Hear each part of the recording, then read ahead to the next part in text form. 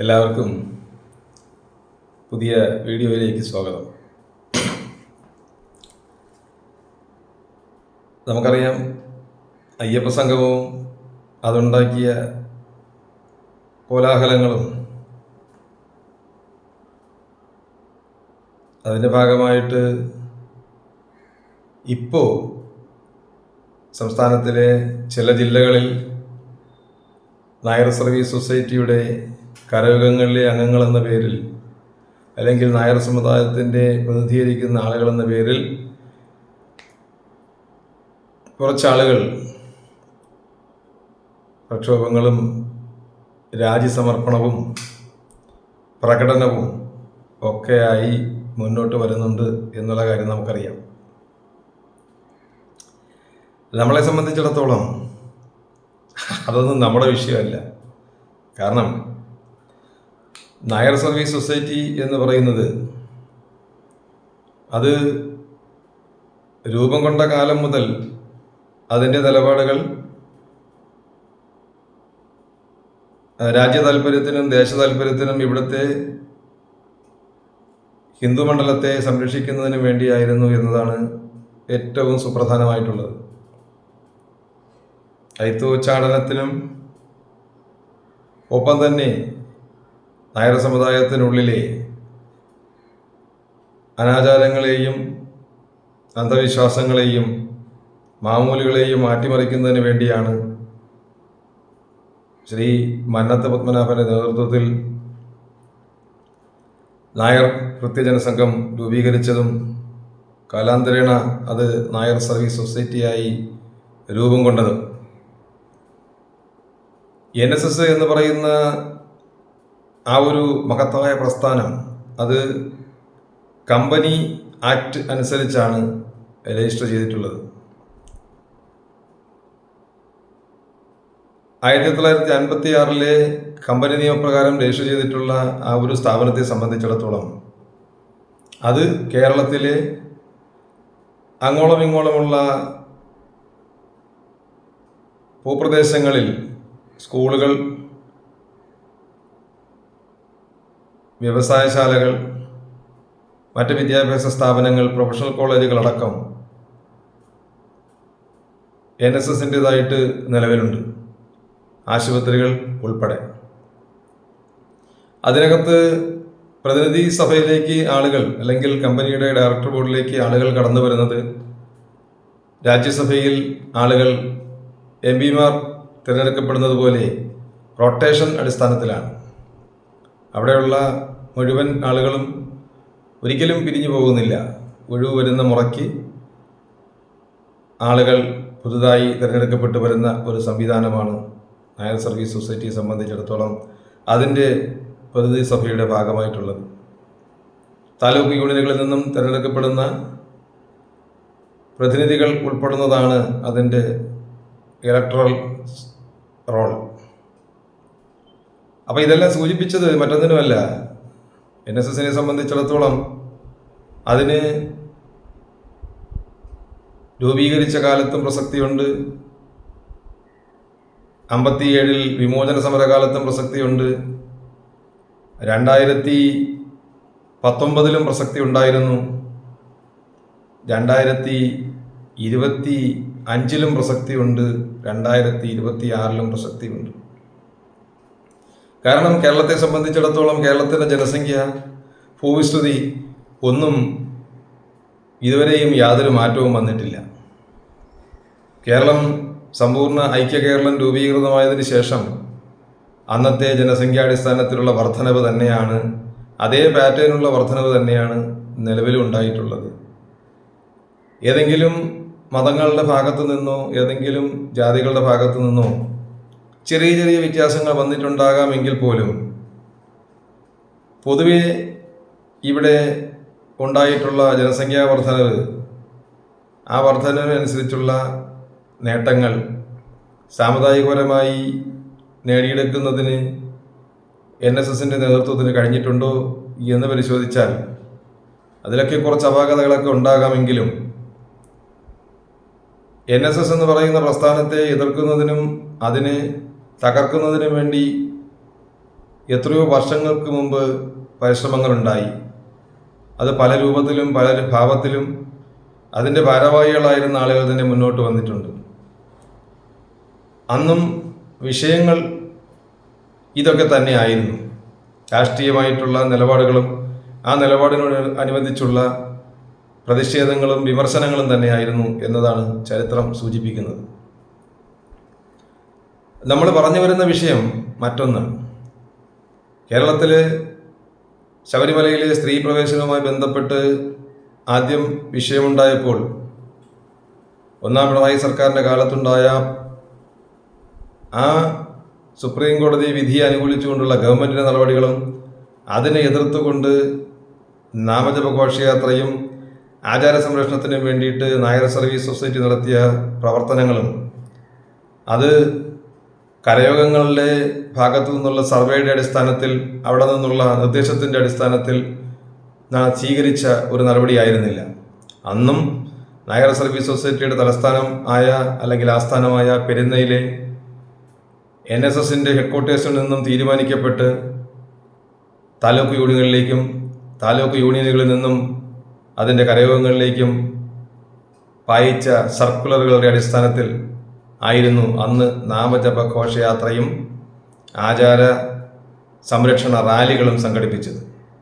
അപ്പോൾ സ്വാഭാവികമായിട്ടും NSS ഒരു നിലപാടെടുക്കുമ്പോൾ അത് താഴെ കരയോഗത്തിൽ കൂടിയാലോചിച്ചതിന് ശേഷം മാർക്സിസ്റ്റ് പാർട്ടിയുടെ ബ്രാഞ്ച് കമ്മിറ്റി കൂടിയാലോചിച്ച് മേലോട്ട് നിർദ്ദേശങ്ങൾ കൊടുക്കുന്നത് പോലെ ഉള്ള ഒരു സംവിധാനമല്ല മുൻകാലങ്ങളിലും NSS സ്വീകരിച്ചിട്ടുള്ളത്.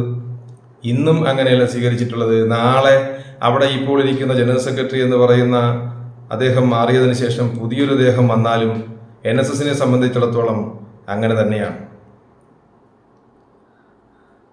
കാരണം NSS പറയേണ്ട കാലഘട്ടത്തിലെല്ലാം നിലപാടുകൾ പറഞ്ഞിട്ടുണ്ട്. സമദൂര സിദ്ധാന്തവുമായി മുന്നോട്ട് പോകുന്ന NSS വട്ടിയൂർക്കാവിലെ ഉപതെരഞ്ഞെടുപ്പുമായി ബന്ധപ്പെട്ടാണ് അതിൻ്റെ രാഷ്ട്രീയ നിലപാട് വ്യക്തമാക്കിക്കൊണ്ട് മുന്നോട്ട് വന്നത്. ആ നിലപാടിനെ പിന്തുണ കൊടുക്കുന്നതിൽ ആർക്കാണോ NSS പിന്തുണ നൽകിയത് ആ പ്രസ്ഥാനത്തിനും ആ മുന്നണിക്കും കഴിഞ്ഞില്ല എന്നതാണ് യാഥാർത്ഥ്യം. അതിൻ്റെ ഫലമായിട്ട് അവിടെ NSSൻ്റെ താല്പര്യങ്ങൾക്ക് വിരുദ്ധമായിട്ടുള്ള ഒരു തെരഞ്ഞെടുപ്പ് വിജയം ഉണ്ടാവുകയും അതേ തുടർന്നാണ് NSS ഗവൺമെൻറ്റുമായി അകലുന്ന ഇടതുപക്ഷ ഗവൺമെൻറ്റുമായി അകലുന്നൊരു സാഹചര്യം നമുക്ക് കാണാൻ കഴിഞ്ഞത്. അപ്പോൾ അതിനുശേഷം ഇവിടെ ഒരുപാട് കാര്യങ്ങൾ സംഭവിച്ചിട്ടുണ്ട്. SNDPയുടെ ജനറൽ സെക്രട്ടറി ശ്രീ വെള്ളാപ്പള്ളി നടേശൻ കേരളത്തിലെ പൊതു സാമൂഹ്യ വ്യവസ്ഥയെക്കുറിച്ചും ചില ജില്ലകളിലെ ഹിന്ദു മത വിഭാഗത്തിൽപ്പെട്ട ആളുകളുടെ പ്രശ്നങ്ങളെക്കുറിച്ചുമെല്ലാം ഇവിടെ വളരെ രൂക്ഷമായ രീതിയിൽ പ്രതികരിക്കുകയുണ്ടായി. പക്ഷെ അന്നൊന്നും ആ നിലപാടിനെതിരെ ഒരു വിമർശനത്തിൻ്റെ കണിക പോലും ഉയർത്താൻ തയ്യാറാകാതിരുന്ന ആളുകൾ നായർ സർവീസ് സൊസൈറ്റിയുടെ ശബരിമലയിലെ അയ്യപ്പ സംഗമവുമായി ബന്ധപ്പെട്ടുള്ള പങ്കാളിത്തത്തിൽ അവർക്കുണ്ടായ ആ ഒരു ഞെട്ടലിൽ നിന്നും ഇപ്പോഴും മുക്തരാകാൻ കഴിഞ്ഞിട്ടില്ല എന്നതാണ് യാഥാർത്ഥ്യം. നായർ സർവീസ് സൊസൈറ്റി എല്ലാ കാലഘട്ടത്തിലും വിമർശിക്കാൻ ഇതിനകത്തുള്ള നായർ സമുദായ അംഗങ്ങൾക്ക് സർവ്വ സ്വാതന്ത്ര്യവുമുണ്ട്.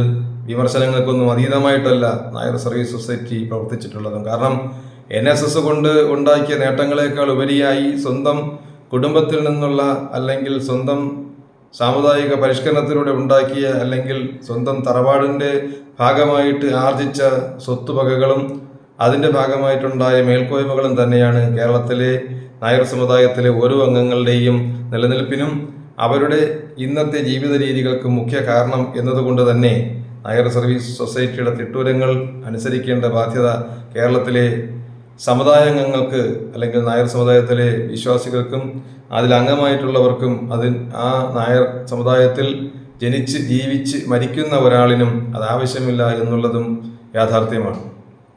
പക്ഷേ ഇവിടെ നമ്മൾ ആലോചിക്കാനുള്ളത് SNDP യോഗത്തിൻ്റെ നിലപാടുകൾ കഴിഞ്ഞ ആചാര സംരക്ഷണ റാലിയുമായി ബന്ധപ്പെട്ട് NSS നടത്തുന്ന ആ പ്രക്ഷോഭ പരിപാടികൾക്ക് നേർവിപരീതമായിട്ട് നവോത്ഥാന മതിലുകൾ സൃഷ്ടിക്കുന്ന രീതിയിലായിരുന്നു NSS ഒഴികെയുള്ള എല്ലാ ഹിന്ദു മത വിഭാഗത്തിൽപ്പെട്ട ആളുകളും ന്യൂനപക്ഷങ്ങളും അടക്കമുള്ള ആളുകൾ അവരുടെ എതിർപ്പിനെ ചെറുത്ത് തോൽപ്പിച്ചുകൊണ്ടാണ് അന്ന് കേരളത്തിലുടനീളം ആചാര സംരക്ഷണ റാലികളും നാമജപ ഘോഷയാത്രയും നായർ സർവീസ് സൊസൈറ്റിയുടെ ഭാഗത്തു നിന്നുകൊണ്ട് സംഘടിപ്പിക്കപ്പെട്ടത്. അത് മറ്റേതെങ്കിലും രാഷ്ട്രീയ പ്രസ്ഥാനത്തിൻ്റെ പിന്തുണ കൊണ്ട് സംരക്ഷിക്കപ്പെട്ടതോ അല്ലെങ്കിൽ സംഘടിക്കപ്പെട്ടതോ അല്ല. ഓരോ താലൂക്ക് യൂണിയനുകളും അതിന് കീഴിലുള്ള കരയോഗങ്ങളിൽ അതുപ്രകാരമുള്ള ആജ്ഞകൾ നൽകുകയും അതിൻ്റെ അടിസ്ഥാനത്തിൽ എല്ലാ കരയോഗങ്ങളിൽ നിന്നുള്ള നായർ സമുദായങ്ങൾ കുടുംബസമേതം പുറത്തിറങ്ങി വന്ന് അവർ സ്ത്രീകളും കുട്ടികളും അടക്കമുള്ള ആബാലവൃദ്ധം നായർ സമുദായ അംഗങ്ങൾ അവർ കുലസ്ത്രീകൾ എന്ന പഴി കേട്ടുകൊണ്ട് നടത്തിയ ആചാര സംരക്ഷണ ഘോഷയാത്രയും നാമജപ ഘോഷയാത്രയും ആ റാലികളുമാണ് ഇടതുപക്ഷ ഗവൺമെൻറ്റിനെ തുടർന്ന് സ്ത്രീ പ്രവേശനം നടത്തുക എന്നുള്ള വിഷയത്തിൽ നിന്നും പിന്മാറ്റിയത് എന്നുള്ളത് നമുക്കറിയാം. ആചാരവുമായി ബന്ധപ്പെട്ട് ക്ഷേത്രാചാരവുമായി ബന്ധപ്പെട്ട് നടക്കുന്ന എല്ലാ ലംഘനങ്ങൾക്കെതിരെയും സുപ്രീം കോടതിയിൽ കേസുകൾ നടത്തുന്നതും വാദിക്കുന്നതും അതിനുവേണ്ടി മുന്നോട്ട് പോകുന്നതും എല്ലാം ഹിന്ദു സമൂഹത്തെ പ്രതിനിധീകരിച്ച് അല്ലെങ്കിൽ ഹിന്ദു സമൂഹത്തിനെ നിലനിർത്തിക്കൊണ്ടു പോകുന്നതിനുള്ള ബാധ്യത ഏറ്റെടുക്കുന്നത് എല്ലാ കാലഘട്ടത്തിലും നായർ സർവീസ് സൊസൈറ്റി തന്നെയാണ്. അതിലൊന്നും ആരും തർക്കം പറഞ്ഞിട്ട് കാര്യമില്ല. കാരണം ആരുടെയും പേരുകൾ ഇവിടെ എങ്ങും നമ്മൾ ഒരിക്കലും വായിച്ചതായി ഓർക്കുന്നില്ല. അപ്പോൾ സ്വാഭാവികമായിട്ടും NSSന്റെ ഭാഗത്തു നിന്നുണ്ടാകുന്ന നീക്കങ്ങൾ അത് സമുദായ അംഗങ്ങളെ മാത്രമല്ല ഹൈന്ദവ ഏകീകരണത്തിനും ഒപ്പം തന്നെ ഹൈന്ദവ ഐക്യത്തിനും വേണ്ടി മുറവിളി കൂട്ടി പ്രവർത്തിക്കുന്ന ആളുകളെ വിരളി പിടിപ്പിക്കുകയും അവരെ ആശങ്കാകുലരാക്കുകയും ചെയ്യുന്നത് സ്വാഭാവികമായിട്ടുള്ളൊരു പ്രതികരണമാണ്. ആ പ്രതികരണം അത് നമ്മൾ എന്തൊക്കെ പറഞ്ഞാലും NSSന്റെ ജനറൽ സെക്രട്ടറി പ്രഖ്യാപിച്ച അദ്ദേഹത്തിൻ്റെ തീരുമാനങ്ങൾ അത് മുന്നൂറംഗ പ്രതിനിധി സഭ അംഗീകരിച്ചു എന്ന് അദ്ദേഹം പറയുമ്പോൾ നാളെ അല്ലെങ്കിൽ അടുത്ത ദിവസം നടക്കാൻ പോകുന്ന വിജയദശമി ദിനത്തിലെ ആ സന്ദേശ സമ്മേളനത്തിൽ അദ്ദേഹത്തിൻ്റെ നിലപാടുകൾ വളരെയധികം ശക്തമായ രീതിയിൽ അരക്കിട്ട് ഉറപ്പിക്കുന്ന രീതിയിലുള്ള പ്രസംഗങ്ങൾ നടത്തും എന്നെല്ലാവർക്കും അറിയാം. അപ്പോഴും NSS ജനറൽ സെക്രട്ടറി ആലോചിക്കേണ്ട ഒരു കാര്യം കേരളത്തിലെ നായർ സർവീസ് സൊസൈറ്റിക്ക് അല്ലെങ്കിൽ നായർ സമുദായത്തിന് കേരളത്തിൽ ഉള്ള സ്വാധീനം ആ സ്വാധീനം അത് കേരളത്തിലെമ്പാടും ഇല്ല എങ്കിൽ പോലും ഏറ്റവും കൂടുതൽ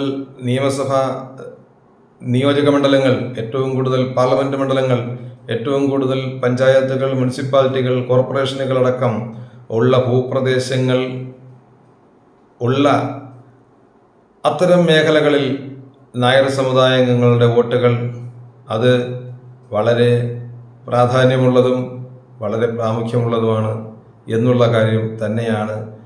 NSSന്റെ നിലപാടുകൾ രാഷ്ട്രീയ പ്രസ്ഥാനങ്ങളെ ബുദ്ധിമുട്ടിക്കുന്നതും അവരുടെ പിന്തുണ NSSന്റെ നായർ സമുദായത്തിൻ്റെ പിന്തുണ നമുക്കുണ്ട് എന്ന് അവകാശപ്പെടുന്ന ആളുകളെ വിഷമിപ്പിക്കുന്നതും എന്നുള്ള കാര്യം അത് ഈ NSSന്റെ ജനറൽ സെക്രട്ടറി മനസ്സിലാക്കണം.